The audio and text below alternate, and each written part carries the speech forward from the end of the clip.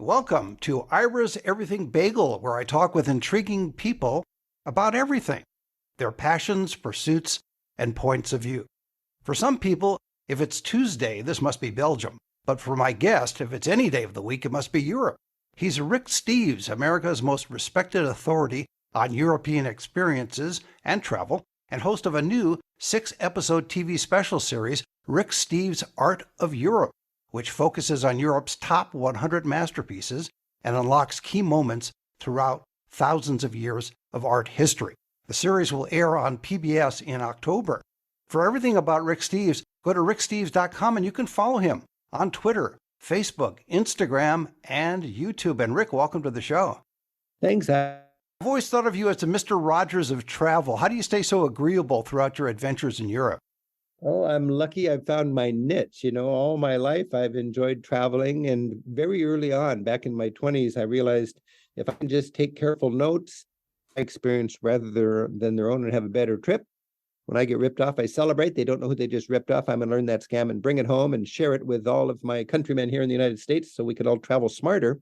And my theme for the last couple of years has been putting together everything I know about art appreciation, enjoy the art more in our travels, or even from our, stay-at-home travels by watching public television. So I'm sort of into this art. It's so much fun, and it's great to have a chance to talk with you. Well, was it art that first drew you to Europe initially, or was it just the love of travel? No, going to the museums, Ira, because my mom said it'd be a crime not to. And I was literally surrounded by people looking like they're having a good time, and I was convinced they were faking it. I was thinking, how could people enjoy this stuff? And I remember a couple years later in college, sitting in the dorm with my friends, paging through the course catalog, thinking, what's the most boring class we could probably take here at the university? And for me, I thought European art history. It's got to be so boring. But then, for 30 years, I've been leading groups around Europe on my making TV shows. And boy, I've learned that art is so much fun if you understand it. And my theme is kind of giving people context so that when they finally get to there and they stand in front of Michelangelo's David, or when they're looking up at the School of Athens by Raphael, or if they're looking at the Monet, water lilies, that they understand who painted it, what was going on, who paid for it, and why, and how can we be inspired by the art. And it's pretty straightforward. Ira, people ask me for a budget tip when it comes to going to the galleries, and I say, well, we're going to pay the same, but if you understand what you're going to look at, it's going to be triple as much value. There's so much art in the world. You obviously focus on Europe and the joy of European art and how it connects to the world and our past, our present, our future. Can you appreciate art without the highbrow interpretation that so many people assume they have to have?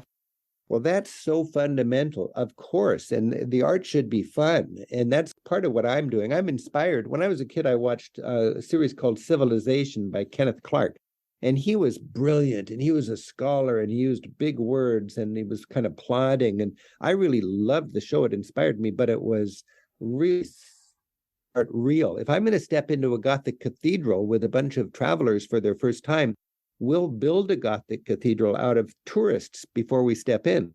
13, you need 6 columns to build this, and it is the skeleton of support of what Gothic is all about, with pointed arches and pillars. Oh, now I get it. So make the art more accessible, and that's sort of the art of Europe that we've done.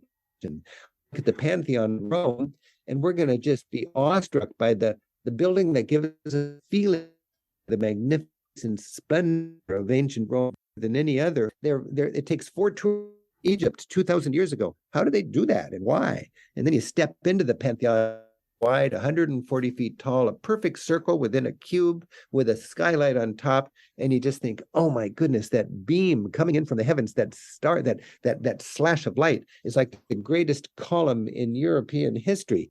And 2,000 years ago, in that Pantheon, that temple to all the gods, it connected mortals with the heavens. In a lot of ways, it still does today. You have a sense of wonder about you, and yet it's amazing because you've been to Europe so many years and so many times within each year. How is it that you keep from getting jaded or cynical? My goal is to have myself in a mindset where I can look at it through the eyes of people from the age when this was made. When you look at Michelangelo's David, you're not looking at a shepherd slaying a giant. You're looking at the eyes of Renaissance man. David is sizing up the giant, and he's saying, I can take him. And with his faith in God, he's empowered, and it is symbolic of Florence leading Western civilization out of the Middle Ages and into the modern age. It is humanism. It is realizing that the best way to glorify God is not to bow down in church all day long, but to recognize the skills that God gives you and then use them to have a better life and to make the world a better place. That's what David's all about. And if we can understand that humanism that took Europe by storm 500 years ago, then when you see David, when you turn the corner and you see David, it's like a church to humanism, and you go, wow, now I get it. Do you find that, because you've written so many guidebooks and published so many guidebooks over the years, is it the in-person appreciation, just as you mentioned of David, for example, versus reading about him in a book that really connects with people? When you're there seeing it, what's called by art historians or art aficionados in situ, where it was designed to be seen. I hate to see a painting hanging in a gallery in Los Angeles, but it's even better to see it in the palace or the church where Bernini or where Rubens or where Rembrandt was paid for to have, and for us to be able to visit it there in person or to visit with a mindset that is in keeping with that time, it just carbonates the whole experience.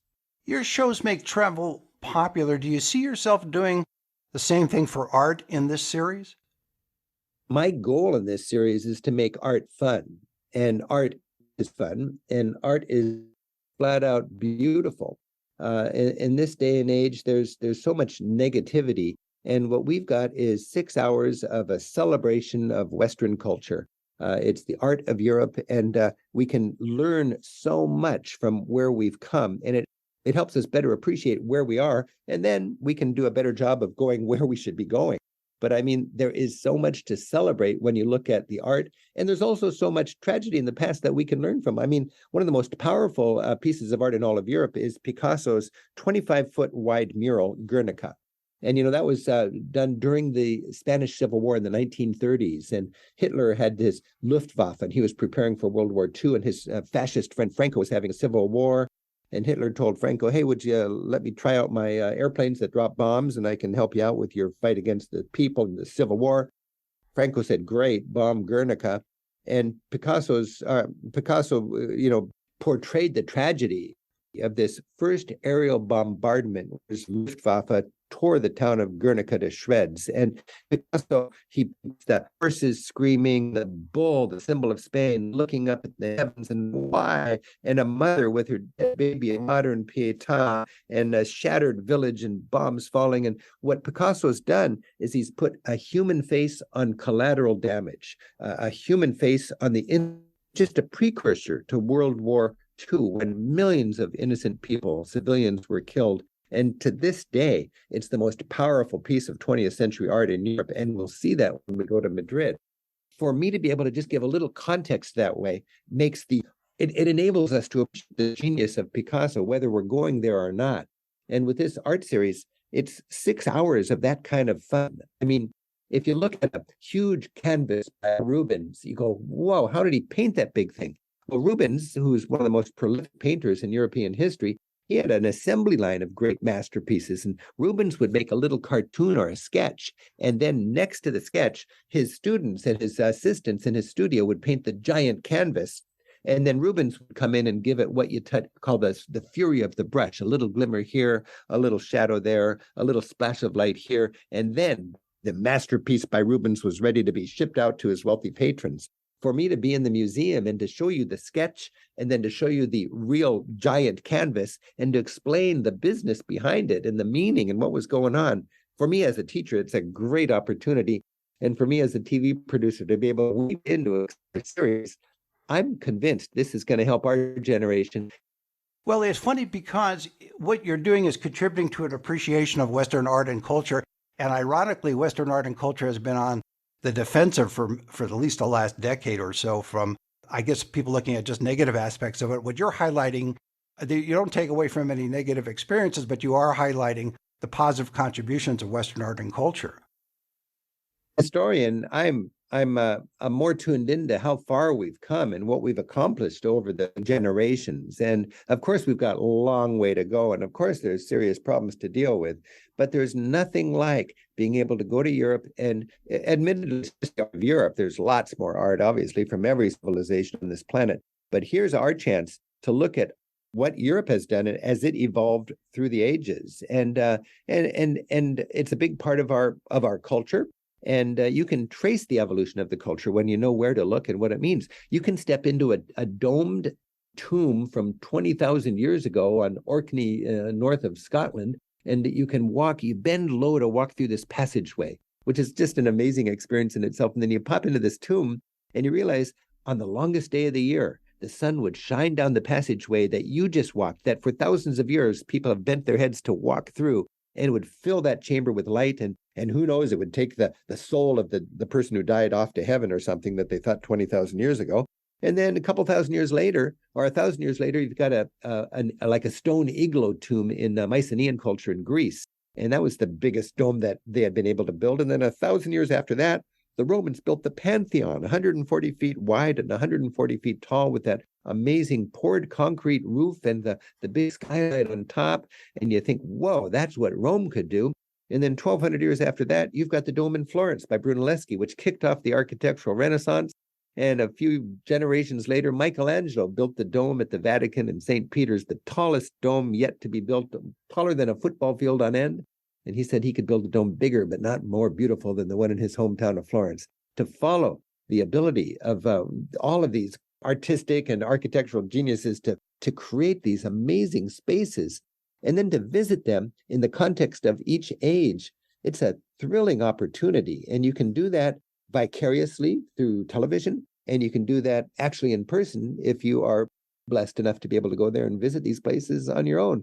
But for me, as a tour guide and a teacher, I just want to help people properly be wowed by this stuff, because it knocks my socks off and it can knock yours off too. Well, that's a great way to leave it. My guest has been Rick Steves, America's most respected authority on European experiences and travel, and host of a new 6-episode TV special series, Rick Steves' Art of Europe, which focuses on Europe's top 100 masterpieces and unlocks key moments throughout thousands of years of art history. The series will air on PBS in October. For everything about Rick Steves, go to ricksteves.com, and you can follow him on Twitter, Facebook, Instagram, and YouTube. And Rick, thanks for being on the show. Ira, it's been a delight. Thank you very much, and happy travels. Thank you, and join us every Thursday for a new schmear on Ira's Everything Bagel.